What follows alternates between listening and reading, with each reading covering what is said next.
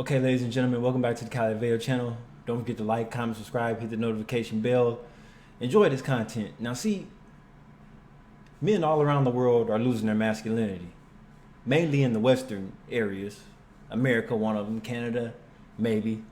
And, so that's how that goes. But now China's starting to have a similar issues when it comes to dating and marriage as well. But I think China's worse off than Americans are because in America, we don't have to pay dowries and all that other bullshit. And guys are still getting women, even if they're broke without a job. But see, that comes with a consequence. The men that are getting women that don't have jobs, I'm talking about the men that don't have jobs. A lot of times, they're selling them for a narcissistic, controlling woman. So as a broke man, you have no leverage in whatever relationship you're in. But anyway, we're going to talk about how China is being Japanized.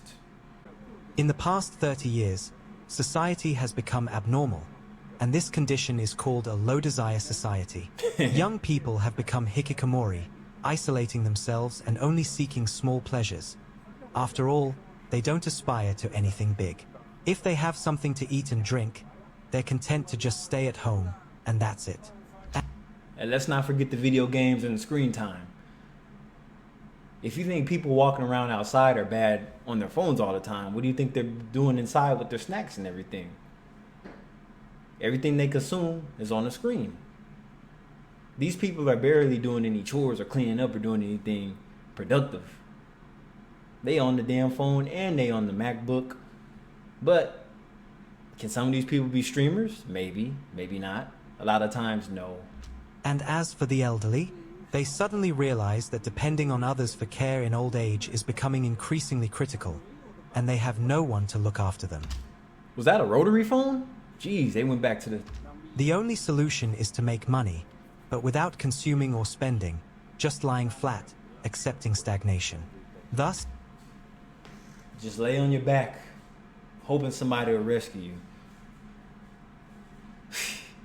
general consumption in society decreases, and at the same time, society doesn't develop.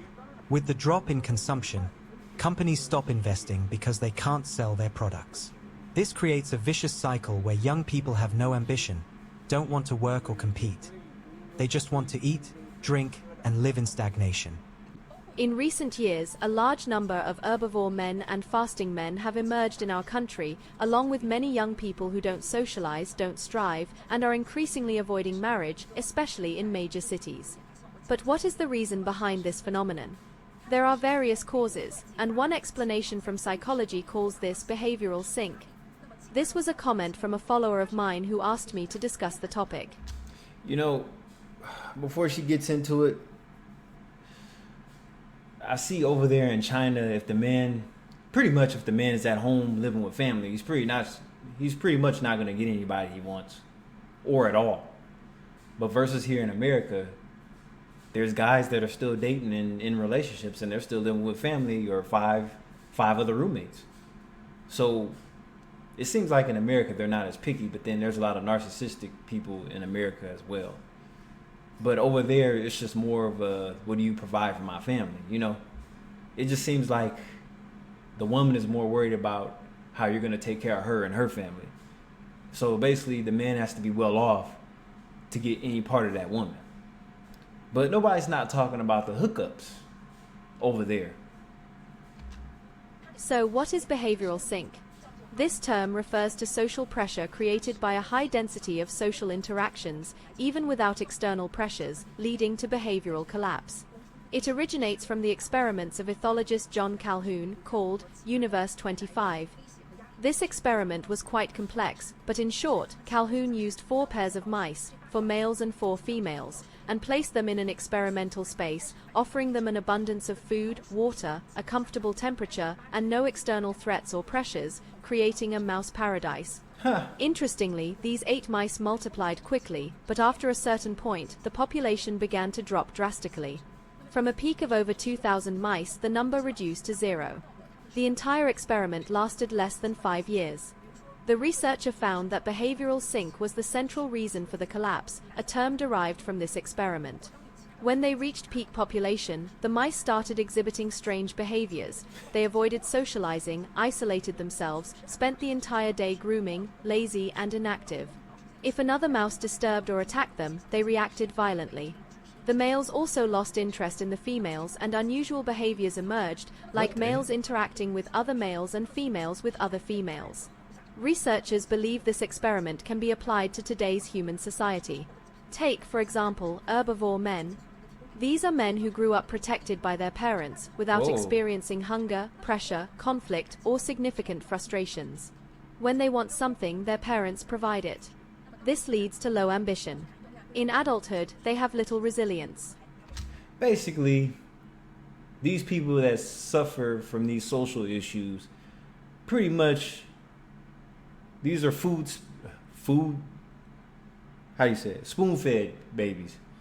And, you know, pretty much once they're out in the world on their own, they don't think that they have to deal with other people to get what they want, because when they were with their parents, they pretty much relied on their parents to give everything to them. But when they're out on their own, it's the opposite. So it's important that you socialize and build connections with other people and so on. Faced with difficulties at work or in relationships, they prefer to escape. If work is too stressful, they quit. If they think a relationship will require a lot of time and energy, they simply give up on dating or marriage. Fasting men are even more extreme, showing no interest in socializing. They prefer to spend time alone, browsing the internet, reading, with almost no contact with the outside world. For them, time is precious and should be devoted to themselves. And that's why the gym culture is strong right now. That's why the gyms are killing it with the memberships, because so many people, there's so many influencers online telling everybody to work out, get in shape. That's why you have women in the Lululemon stores maxing out $600 in one day at the damn Lululemon store. That's wild. Just throw it on the credit card and worry about it later. And then they just walk around in their gym clothes all day. And some of them go to the gym and some don't. And it's the same with guys. That's why everybody is becoming gym heads now. Because see, when you work out in the gym, like let's say you work out 3 or 4 times a day, that takes your focus off of everything else and you're just focusing on the gym. You're building your mentality. Maybe you're there to build muscles. Like, people go to the gym not just to stay healthy, but to take their mind off of other things if they don't have any other hobbies. It's like, to the hardcore gym people, if you're that hardcore in the gym, like, do you have time for your other hobbies if you even have any other hobbies to begin with? Like, I don't know. And it's like a lot of times these hobbies don't have anything to do with dealing with other people. So that's another thing. They live in an immediate and self-centered way. There are also the unmarried who fear marriage and romantic relationships. They think that with such high divorce rates, dating will probably end in a breakup. So why invest time and money in it? They decide to avoid both dating and marriage altogether. What does this teach us? That we need boundaries and space. Low ambition, lack of interest in socializing, working, and marrying arise, in my opinion, because these people have never experienced need. Without great material desires, they control their budgets and avoid spending on unnecessary things, reducing dependence on work. They also don't feel a strong need for socialization, because with the internet, they can find companionship and entertainment without leaving home, connecting with people anywhere without having to meet expectations or make compromises. And see, we bring it back to the Western world. In America, a lot of shopping malls are closing down because these stores aren't making a lot of money. So, but the mall used to always be a nice place to meet up and socialize with. Like back in the day, in the maybe late 90s, early 2000s, the time I was in high school, we used to love meeting up at the mall, talking to our friends. And then some people had other intentions, but mainly we just wanted to go to the mall and hang out and buy a pretzel or something from Annie's Pretzel, because everything else was too expensive. The clothing stores and the department stores were always expensive. So, I mean, we didn't have no money hanging out in those little mom and pop shopping stores that sold all the trendy clothing. But yeah, that's where that goes. A lot of those shopping malls are closing because nobody's going to the mall to begin with, because they can get everything online. Not necessarily for a better deal, but it's just the convenience. We're just so quick to whip out that piece of plastic and make a purchase on the internet. In the real world, we are surrounded by strangers and occupied by various groups that intrude on our solitude. Many prefer to reserve this time just for themselves. I hope this long explanation helps you understand these phenomena, like fasting men and herbivore men, from the perspective of psychology and behavioral sync. Huh. Most of the youth in our country are suffering from the invasion of Japanese culture. Have you noticed that many young people today are becoming more and more feminine? Oh. Boys who were perfectly normal when they were young are growing up to become more and more effeminate. Many parents are completely perplexed by this.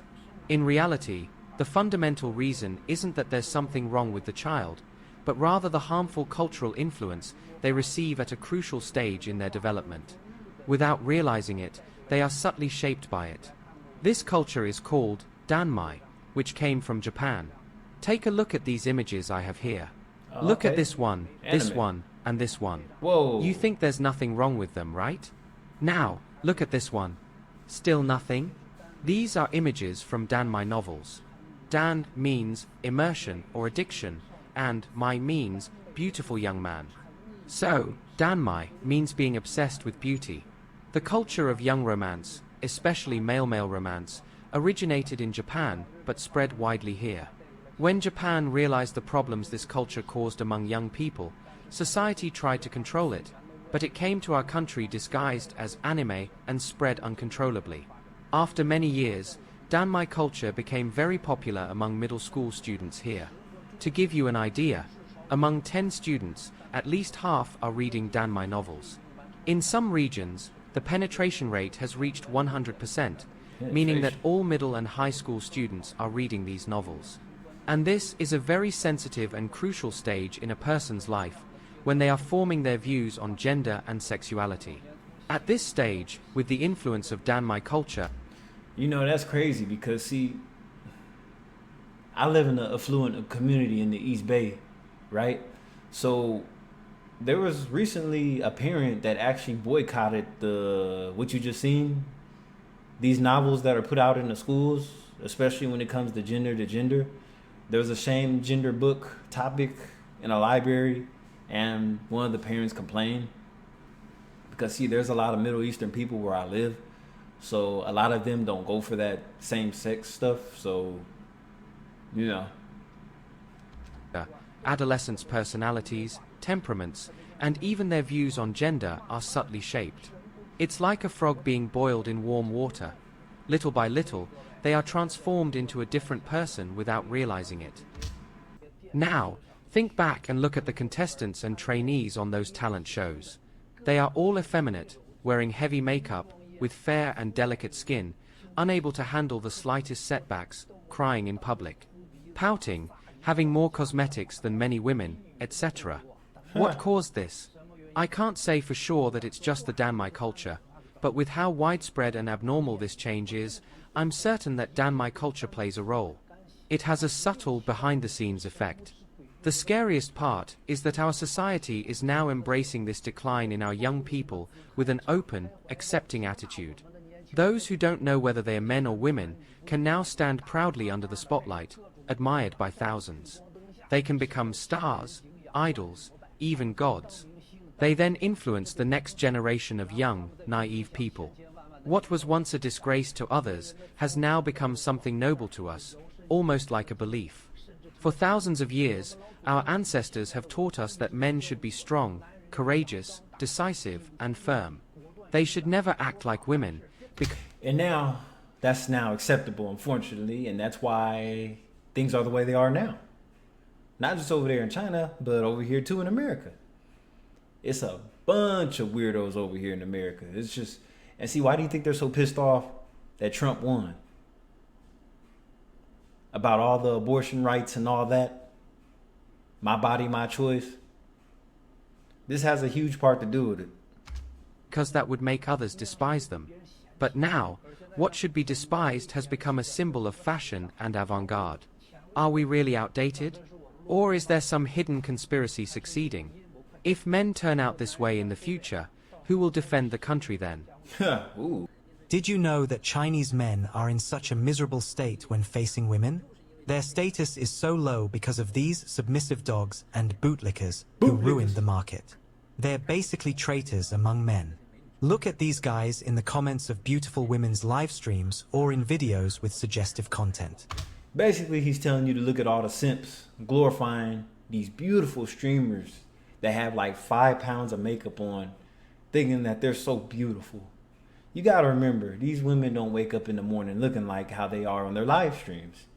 Yet you have a bunch of successful men, or should I say successful simps, just making it rain on them. Like they're gonna get something out of it. It's really sad. And unfortunately, the average male can't do that because the average male is struggling to even provide food for himself. So why would he go out his way to send money to a streamer that doesn't give a damn about him? Oh, you'll be surprised. A lot of guys do it. They say things like, wow, amazing, so beautiful, I love it, so pretty, wife. Isn't it shameful? Yeah. Have you never seen a woman before? They see one with a little beauty, which, by the way, is all enhanced by filters, and they melt. It's all fake, you know? On TikTok, you see beautiful women every day. But do you see them on the street? It's all fake. Then, when they come to my space, for example, they come to criticize women as if they were clever. But it's because of traitors like these that men devalue themselves. You know, another funny thing is there's a lot of websites out there pretty much with a lot of low value men pretty much generalizing women in blogs. You have a bunch of strangers talking to other guys about women they've encountered. It's just hella weird to me how a bunch of guys could just get together and not even know each other on a public forum and just tell these women's business to everybody. And it's just hella weird to me. They're telling you how to meet up with them. They're giving out their numbers to other guys in their DMs and everything. It's just wild, the things that people do. So it's like, okay, that's cool you have money to splurge on women, but why would you go online to degrade these women and then tell other people what to do with them? That's just strange to me. They have no limits. They see women, in terms of public opinion, supporting each other. But men, they just have this submissive attitude, no dignity. It's pathetic, really. Some of these men, when they see a beautiful woman, act like they've never seen the world. In the comments, they ask, do you mind having one more boyfriend? I don't mind being the second. Where's the shame? It's gotten... I'm trying to think about my friends. I don't think I have any friends that'll do this. First of all, most of my friends are in relationships. So I doubt that they'll go this far to do this. And then, not saying they won't, but have you noticed that it's the older men that are going out their way simping for these streamers? But I'll say the person that has the most success with these beautiful streamers, I would say popular male streamers. Male streamers that did podcasts with these other streamers. That's who's getting these women without sending all this money to them. Get invited to her show if you're trying to get to her like that. That's my advice to you guys. To the point where they don't even seem like real men. These guys live like this, being submissive to women and fighting with other men. They will never succeed, whether in business or with women. Ooh. They don't have a firm attitude. I'm telling you, don't trust the relationship standards women tell you. All of this is meant to create submissive men. When women are truly attracted, it's not like that. The firmer you are, the more they like you. Do you understand? It's because people, by nature, are attracted to what is difficult to get. You need to have this attitude and not be controlled by a woman. In the end, you're just a man, right? You don't have to kneel to win a woman. But nowadays, it seems like many men have lost all courage. To win a girl, they kneel with both knees. Both knees, not just one. Who is castrating the masculinity of Chinese men? Have you noticed that men in China are gradually losing their masculine strength due to cultural infiltration? This isn't an exaggeration. At some point, we started seeing numerous ads, short videos, entertainment shows, and even children's illustrations portraying foreign men paired with Chinese women. When you look closer, it's truly unsettling. If you don't believe it, go back and look at the ads from our national brand Huawei. In many of those ads, Chinese girls are accompanied by foreign men. White men. They're accompanied by white men. And a few other men. Even in thrilling moments, like the launch of Harmony OS, we see the same thing. Chinese families, Chinese products, Chinese brands, Chinese women, yet the man portrayed is a foreigner. Is there no Chinese man capable of taking on family responsibilities? There are also various other ads and even Hanfu, traditional Chinese attire exhibitions in Paris, where a foreign man is shown exchanging deep gazes with a Chinese woman. Hanfu represents Chinese pride and cultural respect. With such images, are they implying that Chinese men are no longer suitable for Chinese women? No, it's just that the women think that the foreign men can do a better job at providing for her family. And like I said, it's pretty much not a good deal for the foreign men, because the foreign men is pretty much a sucker, because they'll do anything to spend money to have these women. Even if they have to send a bunch of money home back to the village, they'll do it, as long as they have this pretty woman right under her arm. It's a sucker born every day. And a lot of times, the successful ones are the suckers. Is it that only Mr. Yang, a term referring to the idealized foreign man, can match them? Take a look at the Spring Festival sketches from recent years. They almost all show women as dominant and men acting scared. And this is a recurring theme in short videos as well. Many have come across news stories about foreign men who, over 10 years, have been with more than 1,000 Chinese girls. Damn. And usually, they're the ones seeking these relationships. It's not uncommon, and it's not only white men. Uh-oh. Even African men and Bangladeshi students are able to attract Chinese women. Meanwhile, satire about Chinese men is everywhere. They say men shouldn't have secret savings, that men should fear their wives. What? Narratives like this are... We're going to stop it right there. A lot of you guys fear your wives more than you do the police. And that's just a disgrace. Yeah, you heard me. You scared of your wife more than you are the police. The police ain't nothing to you. Your wife is the police.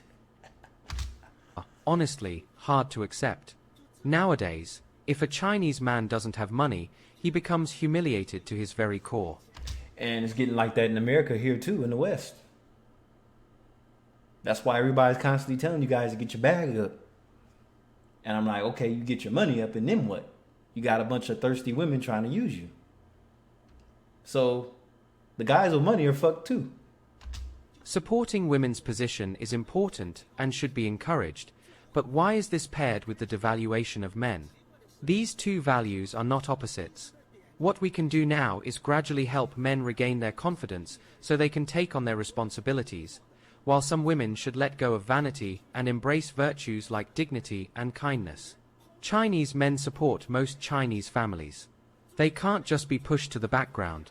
Otherwise, if the morals of society decay, it could take generations to repair. Wouldn't you agree? Yeah. After the East Asia demasculinization plan, by shaping the Xianru, people's aesthetic values were altered.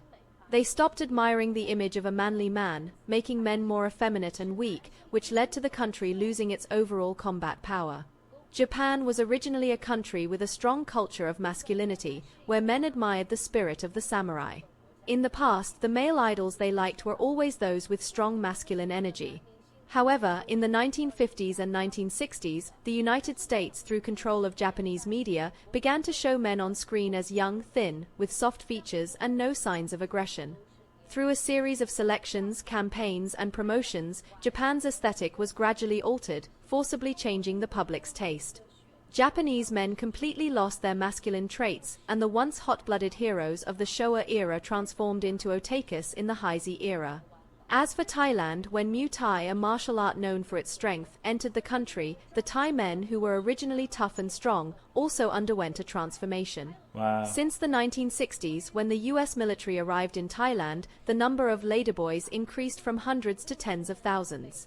If Japan and Thailand were forced into this, South Korea was more proactive in this process. Seeing the success of the idol industry in Japan, South Korea became envious and quickly turned the cultural industry into a national policy, promoting the spread of idols. Wow. They followed Japan's example, creating many idol factories, where young men wore makeup, grew their hair long, wore earrings, and showed seductive smiles, often more captivating than those of women. This trend spread rapidly across the country, eventually leading to over 1 million idol trainees in South Korea. One can only imagine how effeminate South Korea has become.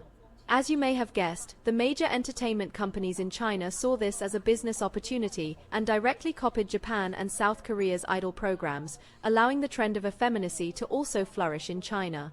A striking example of this was the Candy Super Sweet group, where several men behaved in an effeminate manner in front of the cameras, with coquettish gestures and cute expressions, making viewers shiver. There was no trace of masculinity left.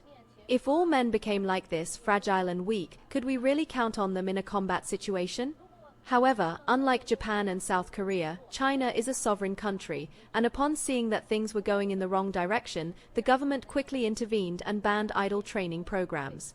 The Ministry of Education also declared that masculinity is a virtue. Yes, men should be men, but there are still many people who have been severely brainwashed by the effeminate idol culture from Japan and South Korea. Okay, you see how far this goes.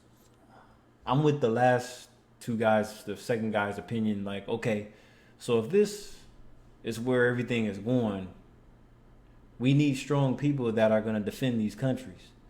So if everybody's walking around here as girly boys and don't want to shoot guns and stuff, then that's pretty much the end of humanity. And have fallen in love with it. We hope that everyone can contribute to making more people aware of the dangers of the East Asia demasculinization plan. What about the one in America? American men are being demasculized all the time. And then at the same time, they're told by their wives and their girlfriends that they need to be a man and do this and do that. Okay, but every time he does something, you criticize him. I don't understand it.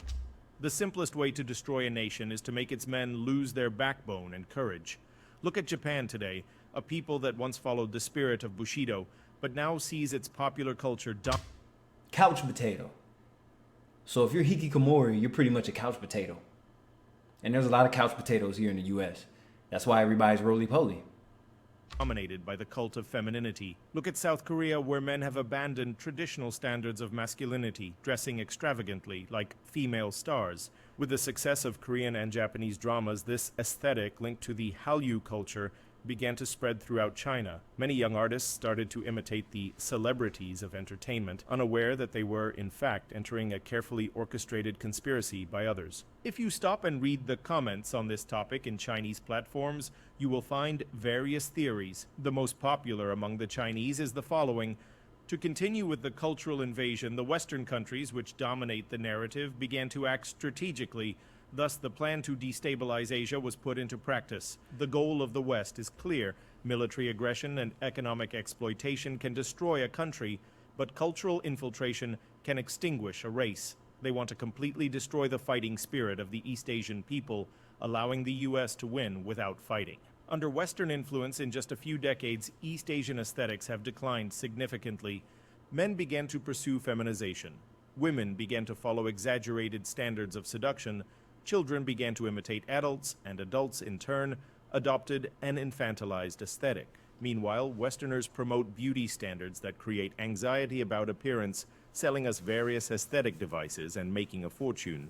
In contrast, in Hollywood, superheroes like Superman, Iron Man, Arnold Schwarzenegger, and Sylvester Stallone are portrayed with big muscular bodies, and even actresses seek a healthy body with defined muscles and tanned skin. Even with the rise of the LGBT movement in the West, Hollywood's male casting still prioritizes the tough guy standard.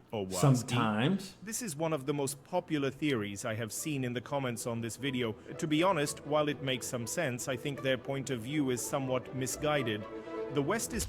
And see, when I see these couples in East Asia on like pictures and stuff, the male and the female almost look like, far as like, no facial hair at all, just real clear skin, like flawless skin, both the man and the woman. I'm like, that's crazy.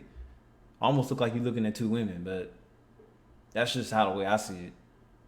Anyway, this is Kyle Vale. Let me know what you think in the comments. Peace.